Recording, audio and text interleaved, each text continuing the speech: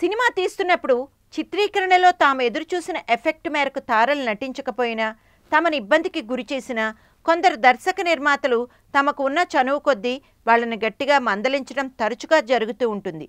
రజనీకాంత్, కమల్ హాసన్ వంటి హీరోలైతే తొలి రోజుల్లో దర్శకుడు కె బాలచందర్ చేత చెంపదెబ్బలు తిన్న సందర్భాలు కూడా ఉన్నాయి. మరి మన మెగాస్టార్కు అలాంటి ఇబ్బందికరమైన పరిస్థితి ఎప్పుడు ఎదురైంది?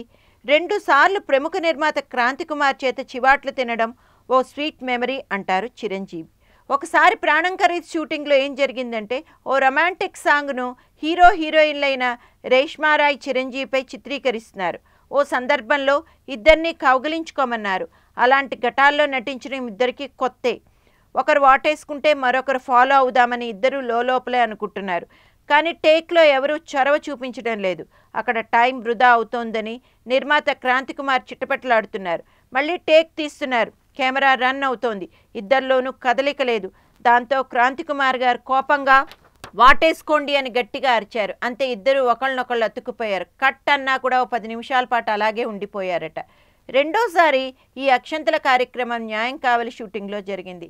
ఆ చిత్రానికి క్రాంతి కుమార్ గారే నిర్మాత. ఒకరోజు మరో ఆర్టిస్ట్పై షాట్ తీస్తున్నారు కదా అని చిరంజీవి గాలి కోసమని సెట్ బయటకు వచ్చి కూర్చున్నారు. కొంతసేపటికి క్రాంతి కుమార్ గారు విసురుగా అక్కడికి వచ్చారు.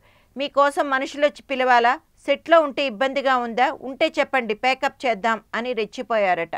ఆ రోజు పాపం మెగాస్టార్ మనసులో పడ్డ బాధ ఇంతా అంతా కాదు. కానీ ఆ రోజు రాత్రి క్రాంతి కుమార్ గారే చిరంజీవికి ఫోన్ చేసి సారీ చెప్పారు.